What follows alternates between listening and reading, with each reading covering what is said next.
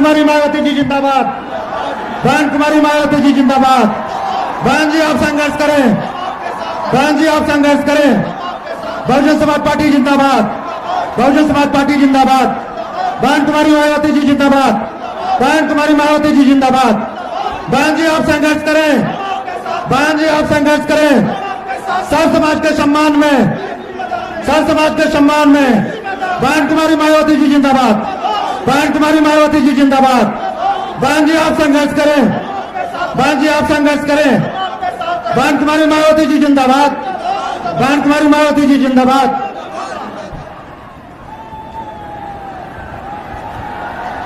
Bahujan Samaj party की राष्ट्रीय अध्यक्ष, पूर्व सांसद लोकसभा एवं राज्यसभा, पूर्व मुख्यमंत्री उत्तर प्रदेश, परम आदरणीय बहन कुमारी मायावती जी का शुभागमन हो गया है। कृपया जोरदार तालियां बजा करके स्वागत करने का काम करें। अब हम श्री श्याम सिंह यादव, माननीय सांसद प्रत्याशी जौनपुर, बहुजन समाज पार्टी का चुनाव चिन्ह हाथी आदरणीय बहन जी को सौंप करके सम्मानित करना चाहते हैं। श्री श्याम सिंह यादव जी।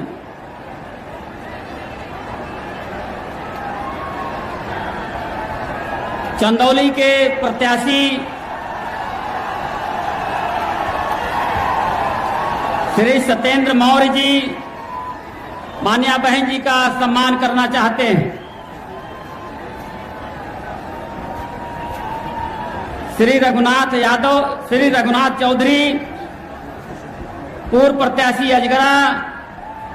बहुजन समाज पार्टी का चुनाव चिन्ह हाथी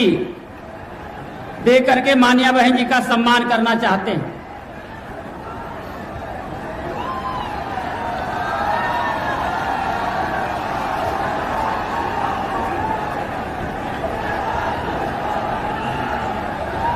श्री अतहर जमाल लारी, ये बहुजन समाज पार्टी का हाथी चुनाव चिन्ह प्रदान करना चाहते हैं। श्री विष्णु दयाल सेठ, जो आदरणीय बहन जी को मुकुट दे करके सम्मानित करना चाहते हैं।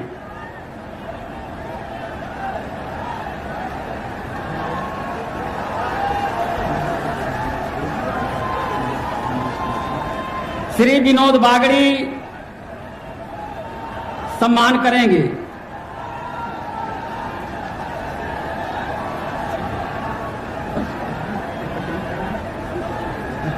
श्री प्रदीप पटेल, श्री प्रदीप पटेल। अब हम बहुत ही अदब के साथ विनम्र निवेदन करते हैं कि परम आदरणीय बहन जी हमें और उमड़ी हुई जनसैलाब को संबोधित करने का काम करें। आदरणीय बहन जी।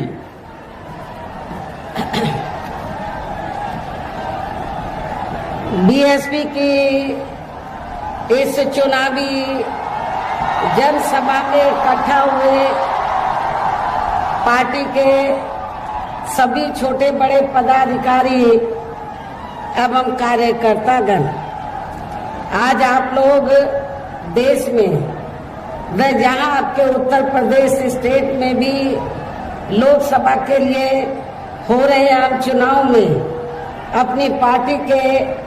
उम्मीदवारों के समर्थन में मुझे सुनने के लिए यहाँ भारी संख्या में इकट्ठा हुए हैं, तो उसके लिए मैं आप सभी लोगों का हार्दिक दिल से आभार प्रकट करती हूँ। वैसे आप लोगों को ये मालूम है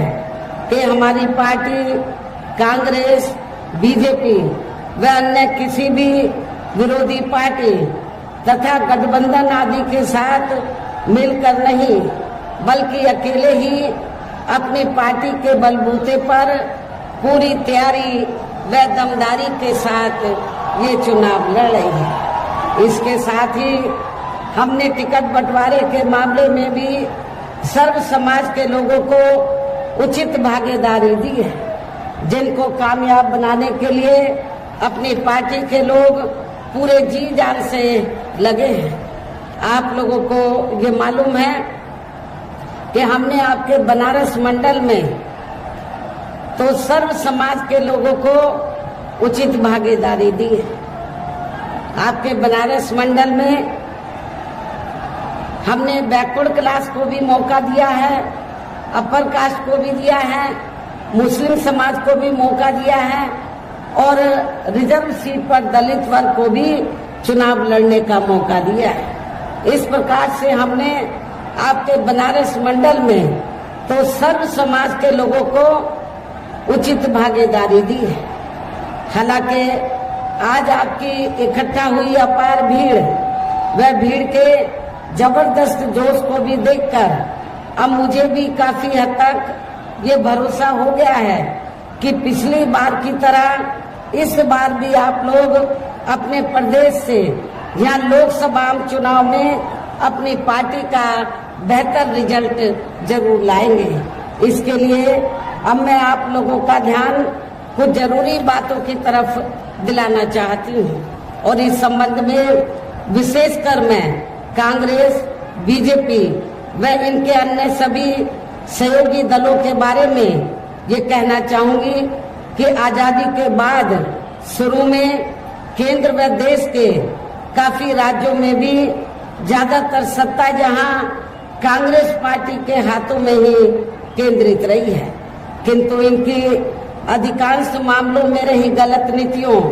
एवं गलत कार्य प्रणाली आदि की वजह से ही फिर इस पार्टी को केंद्र में काफी राज्यों की भी सत्ता से बाहर होना पड़ा है तथा यही स्थिति इनकी सहयोगी पार्टियों की भी बनी रही है। और आप लोगों को वैसे ये मालूम है कि जब आजादी के बाद यानी कि अंग्रेजों के जाने के बाद केंद्र में देश के ज्यादातर राज्यों में कांग्रेस पार्टी सत्ता में आई और केंद्र में जब पहली सरकार बनी थी कांग्रेस पार्टी की, तो उस पहली सरकार में परम पूज्य बाबा साहब डॉक्टर अंबेडकर लॉ मिनिस्टर थे। तो उस समय बाबा साहब डॉक्टर अंबेडकर ने तो कांग्रेस पार्टी के मुखिया को ये कहा, पंडित जवाहरलाल नेहरू एंड कंपनी के लोगों को ये कहा कि भारतीय संविधान में एससी व एसटी वर्गों को जो सरकारी नौकरियों में जो रिजर्वेशन दिया गया है उसका पूरा लाभ इनको नहीं मिल रहा है, इसका पूरा लाभ मिलना चाहिए। इस मामले में सरकार को सख्त कदम उठाने चाहिए। इतना ही नहीं, बाबा साहब ने ये भी कहा कि भारतीय संविधान में मैंने आर्टिकल 340 की व्यवस्था की है, तो जिसके तहत तो इस देश में एससी व एसटी की तरह तो और भी अति पिछड़े वर्ग के लोग हैं, अति पिछड़े वर्ग के लोग हैं जिनकी सामाजिक, शैक्षणिक और आर्थिक स्थिति एससी व एसटी की तरह दयनीय है। तो बाबा साहब ने उस समय पंडित जवाहरलाल नेहरू को ये कहा कि इनको भी, जो अति पिछड़े वर्ग के लोग हैं, इनको भी आरक्षण की सुविधा मिलनी चाहिए और आपको आर्टिकल 340 के तहत कमीशन बैठाकर इनको रिजर्वेशन देना चाहिए। लेकिन कांग्रेस पार्टी की सरकार ने बाबा साहब डॉक्टर अंबेडकर की बात को नहीं माना, जिससे दुखी होकर, और भी कई कारण थे जिससे दुखी होकर फिर परम पूज्य बाबा साहब डॉक्टर अंबेडकर को लॉ मिनिस्ट्री से इस्तीफा देना पड़ा था। लेकिन आज वही कांग्रेस पार्टी के उनके चेले चाटे क्या कहते हैं कि हम आरक्षण के खिलाफ नहीं है, हम संविधान के खिलाफ नहीं है, लेकिन इनके पुरखों ने तो संविधान के खिलाफ जाकर काम किया और रिजर्वेशन का पूरा लाभ आप लोगों को नहीं दिया था, ना कोई कमीशन बैठाया था। ये सब किसी से छिपा नहीं है। लेकिन वोट की खातिर आज उनके जो चेले चाटे हैं या उनके अनुयायी हैं, तो आज वोट की खातिर आरक्षण को लेकर बड़ी बड़ी बातें कर रहे हैं। इस मामले में बीजेपी भी कोई पीछे नहीं है, जबकि इन सभी पार्टियों की नियत, सोच जो है वो रिजर्वेशन के खिलाफ है और जिसकी वजह से ही फिर हमें बीएसपी बनाने की जरूरत पड़ी। यदि कांग्रेस पार्टी ने शुरू में अपनी जिम्मेवारी को ईमानदारी, निष्ठा से निभाया होता तो हमें बीएसपी बनाने की जरूरत नहीं पड़ती। और इतना ही नहीं, फिर जिसकी वजह से ही फिर पिछले कई वर्षों से बीजेपी व इनके सहयोगी दल केंद्र एवं काफी राज्यों की भी सत्ता में काबिज हो गए हैं, लेकिन इनकी भी ज्यादातर रही जातिवादी, पूंजीवादी, संकीर्ण, सांप्रदायिक व द्वेषपूर्ण नीतियों एवं कार्य प्रणाली आदि से तथा इनकी कथनी व करनी में भी काफी अंतर होने की वजह से अब ऐसा लगता है इस बार ये पार्टी भी यानी कि भारतीय जनता पार्टी भी केंद्र की सत्ता में आसानी से वापस आने वाली नहीं है, बशर्ते यदि ये चुनाव इस बार फ्री एंड फेयर होता है तथा आम चर्चा के मुताबिक वोटिंग मशीनों में भी कोई गड़बड़ी आदि नहीं की जाती है। और वैसे भी इस बार चुनाव में इनकी कोई भी पुरानी एवं नई चल रही नाटकबाजी, जुमलेबाजी व गारंटी आदि काम में आने वाली नहीं है, क्योंकि अब देश की जनता काफी हद तक इस बात को समझ चुकी है कि इनकी पार्टी ने अब तक देश के विशेषकर गरीबों, कमजोर तबकों, मध्यम वर्गीय एवं अन्य मेहनतकश लोगों को जो इन्हें अच्छे दिन दिखाने के असंख्य प्रलोभन भरे वायदे किए हैं तथा अनेकों हवाई व कागजी गारंटी आदि भी दी है, तो उनका जमीनी हकीकत में अभी तक भी इन्होंने लगभग 1/4 हिस्सा भी कार्य पूरा नहीं किया है, बल्कि इसके स्थान पर इनका ज्यादातर समय व ताकत भी यहाँ इनके अपने चहेते रहे बड़े बड़े पूंजीपतियों एवं धन्ना सेठों को ही ज्यादा से ज्यादा मालामाल व धनवान आदि बनाने में तथा इन्हें हर स्तर पर छूट देने में व बचाने में ही लगी रही है, जिनके अधिकांश आर्थिक सहयोग से ही ये पार्टी व अन्य पार्टियां भी अपना संगठन चलाती हैं तथा चुनाव आदि भी लड़ाती हैं, जिसका काफी कुछ खुलासा बॉन्ड की आई रिपोर्ट से भी हो जाता है। और इस संबंध में वैसे आप लोगों को ये मालूम है कि अभी कुछ दिन पहले बॉन्ड के संबंध में तो माननीय सुप्रीम कोर्ट ने जो सख्त कदम उठाया और जब रिपोर्ट का खुलासा हुआ, मीडिया में रिपोर्ट छपी, तो उससे ये स्पष्ट हो गया कि इस देश में कांग्रेस, बीजेपी, अन्य सभी विरोधी पार्टियों ने इस देश के बड़े बड़े पूंजीपतियों व धन्ना सेठों से अपनी पार्टी के संगठन को चलाने व चुनाव आदि लड़ाने के लिए बॉन्ड के जरिए अरबों खरबों रुपया इस देश के बड़े बड़े पूंजीपतियों व धन्ना सेठों से लिया है। लेकिन आप लोगों को ये जानकर खुशी होगी कि बहुजन समाज पार्टी ही देश में एकमात्र ऐसी पार्टी है जिसने एक भी रुपया किसी भी बड़े पूंजीपति व धन्ना सेठ से नहीं लिया है। ये रिपोर्ट में उजागर हुआ है, इसलिए हमारी पार्टी हर साल बीएसपी मेंबरशिप के जरिए जन्मदिन के मौके पर थोड़ा थोड़ा धन इकट्ठा करके चुनाव के मौके पर भी थोड़ा थोड़ा आर्थिक सहयोग लेकर संगठन को चलाती है और चुनाव आदि भी लड़ाती है। इसके साथ ही अब ऐसा लगता है कि कांग्रेस पार्टी की तरह ही बीजेपी ने भी केंद्र की तमाम सरकारी जांच एजेंसियों का ज्यादातर राजनीतिकरण ही कर दिया है। इसके अलावा देश के किसान वर्ग भी वर्तमान बीजेपी की सरकार में शुरू से ही अपनी विभिन्न समस्याओं को लेकर काफी ज्यादा दुखी व परेशान रहे हैं और अभी भी है, जबकि यूपी में 4 बार हमारी पार्टी की रही सरकार ने इनके हितों का भी हर स्तर पर विशेष ध्यान रखा है। हमने अपनी चारों हुकूमतों में किसानों को खेती करने के लिए समय से सस्ते साधन उपलब्ध कराए और उनकी फसल का भी उन्हें उचित दाम दिया है। इतना ही नहीं बल्कि केंद्र में पूर्व रही कांग्रेसी सरकार की तरह ही वर्तमान भाजपा सरकार में भी इनकी जातिवादी, हीन, सांप्रदायिक एवं पूंजीवादी सोच व नीतियों के चलते ही पूरे देश में सर्व समाज में से खासकर गरीबों, दलितों, आदिवासियों, पिछड़े वर्गों, मुस्लिम एवं अन्य धार्मिक अल्पसंख्यक समाज के लोगों का भी पूर्ण रूप से विकास व उत्थान आदि नहीं हो सका है। और इस संदर्भ में वैसे आप लोगों को ये मालूम है कि पूरे देश में यहाँ दलितों, आदिवासियों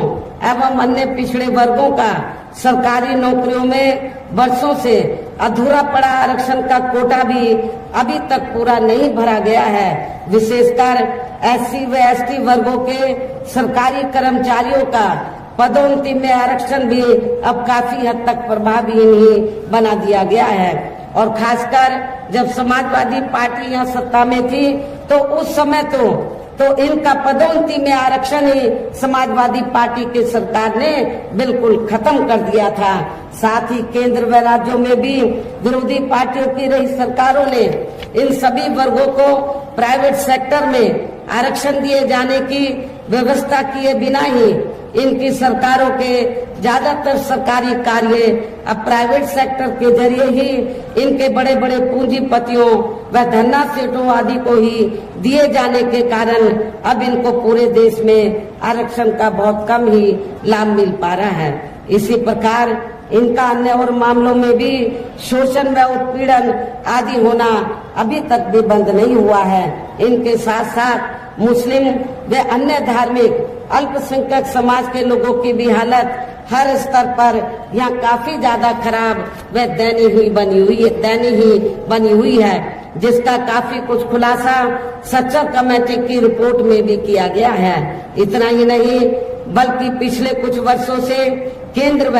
अधिकांश राज्यों में भी बीजेपी व आरएसएस की सरकारों के चलते हुए अब इनका विकास में उत्थान आदि होना भी काफी हद तक बंद सही हो गया है। आए दिन इन पर खासकर हिंदुत्व की आड़ में हो रही जुल्म जाति भी यह काफी ज्यादा चरम सीमा पर पहुंच चुकी है। इनके साथ साथ अपर कास्ट समाज में से विशेषकर गरीब लोगों की भी हालत हमें कोई खास अच्छी नजर नहीं आती है। इनकी गलत कृषि नीतियों के कारण किसान वर्ग भी आए दिन आंदोलित ही बना रहता है। साथ ही इनकी गलत आर्थिक नीतियों की वजह से ही देश की अर्थव्यवस्था पर भी इसका काफी बुरा प्रभाव पड़ा है, जिससे अब विशेषकर छोटे एवं मध्यम वर्गीय व्यापारी वर्ग भी काफी ज्यादा दुखी व परेशान हैं। और अब केंद्र में पूर्व की रही सरकारों की तरह ही वर्तमान भाजपा सरकार में भी यहाँ पूरे देश में गरीबी, बेरोजगारी एवं महंगाई आदि भी लगातार काफी ज्यादा बढ़ रही है। देश में हर स्तर पर फैला भ्रष्टाचार भी अभी खत्म नहीं हुआ है। ऐसे में अब आप लोगों को देश में हो रहे लोकसभा आम चुनाव में कांग्रेस, बीजेपी व इनकी सहयोगी पार्टियों को भी केंद्र की सत्ता में आने से जरूर रोकना है। जिनकी गलत नीतियों व गलत कार्य प्रणाली आदि को आप लोग काफी हद तक आजमा भी चुके हैं। ऐसी स्थिति में अब ये विरोधी पार्टियां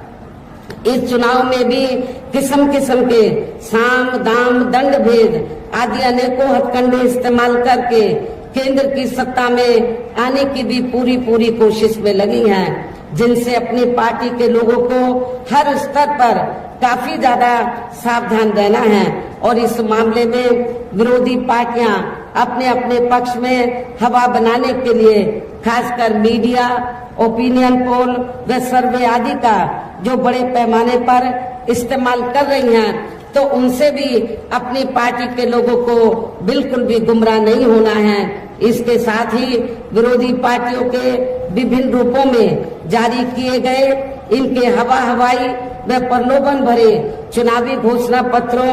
एवं वायदों आदि के बहकावे में भी अपनी पार्टी के लोगों को कतई नहीं आना है, जिन्हें ये पार्टियां चुनाव खत्म होने के बाद ज्यादातर अमल में नहीं लाती हैं और अब जिन पर से देश की जनता का अधिकांश विश्वास ही उठ गया है। यही खास वजह है कि हमारी पार्टी किसी भी चुनाव में अपनी पार्टी का कोई भी चुनावी घोषणा पत्र आदि जारी नहीं करती है।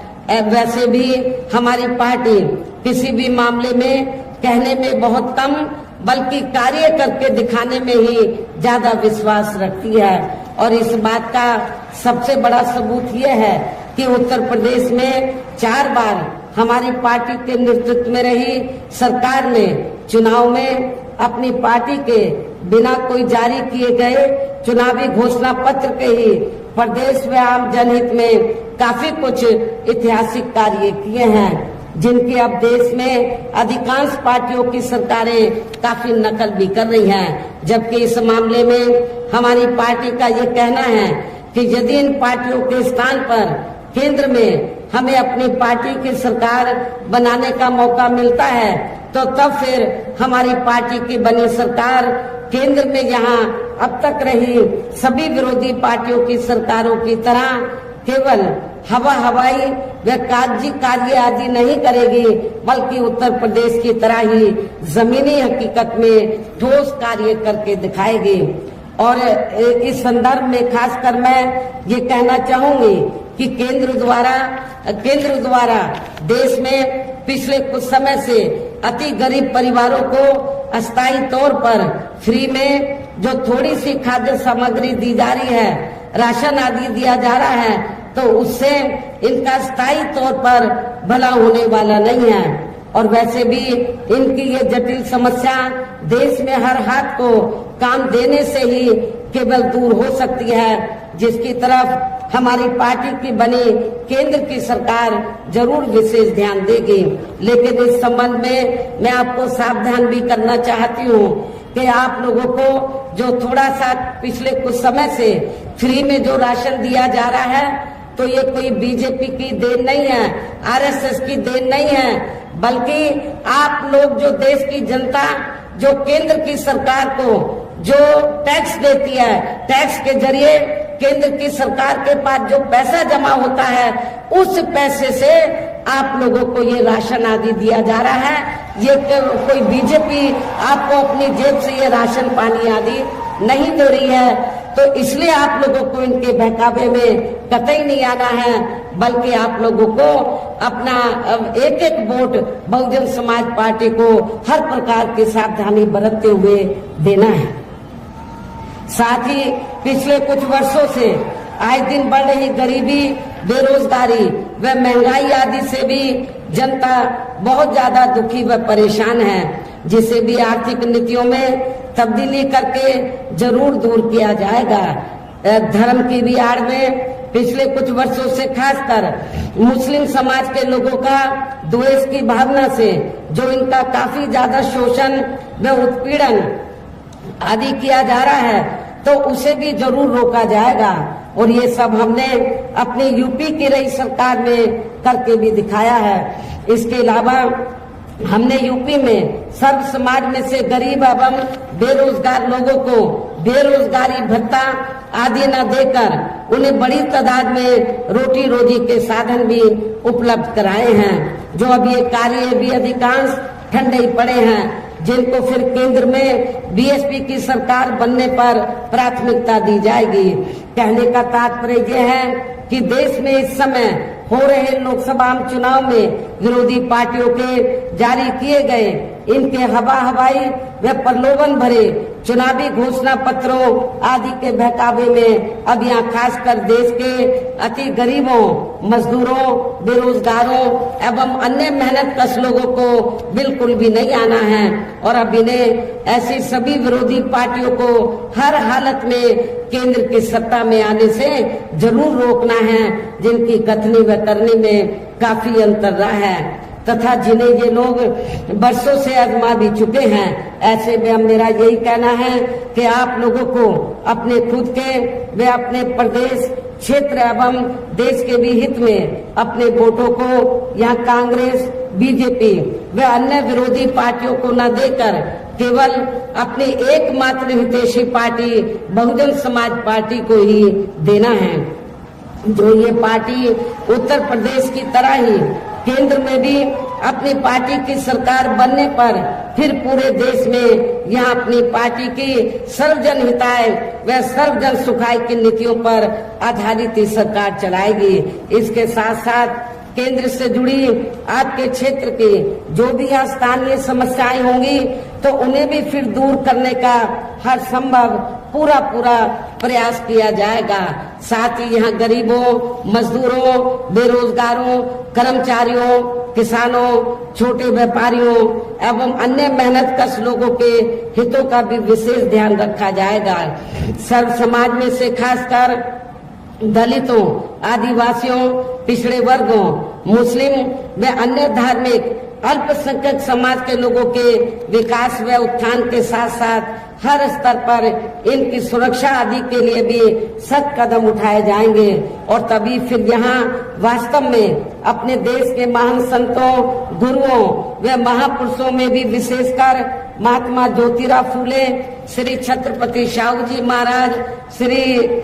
नारायण गुरु बाबा साहब डॉक्टर भीमराव अंबेडकर एवं मान्यवर श्री कांशीराम जी आदि का अधूरा रहा सपना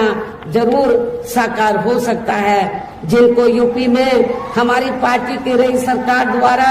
हर स्तर पर पूरा आदर सम्मान दिया गया है।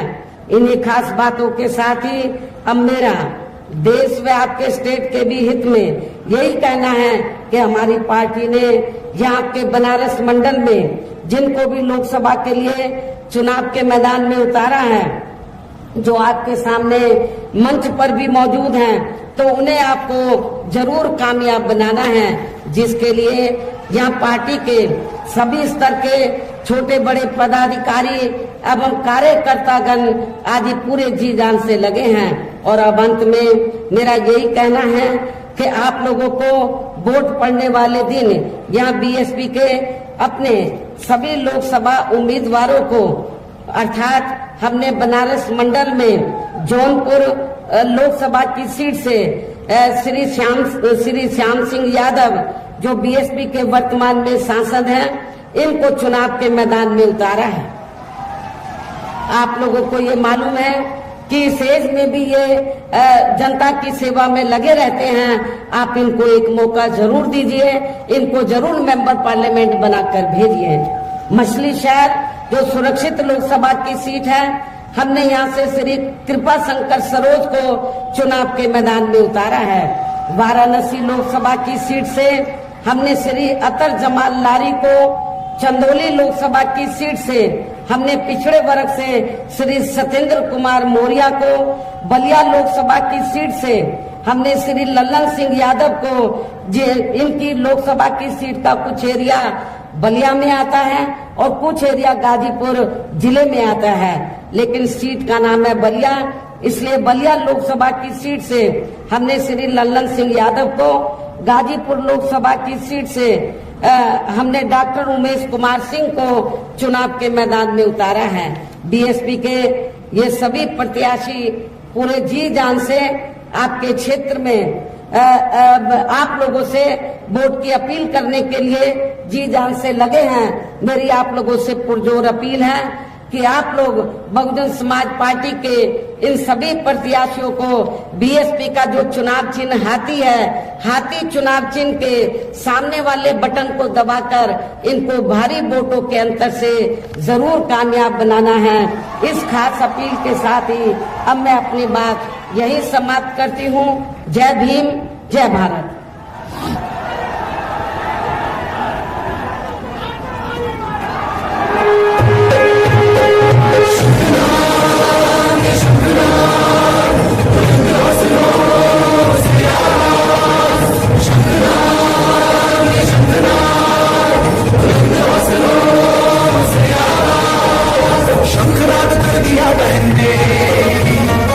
शंखनाद कर दिया बहन ने, अब न चलेगी मनमानी, पूंजीवाद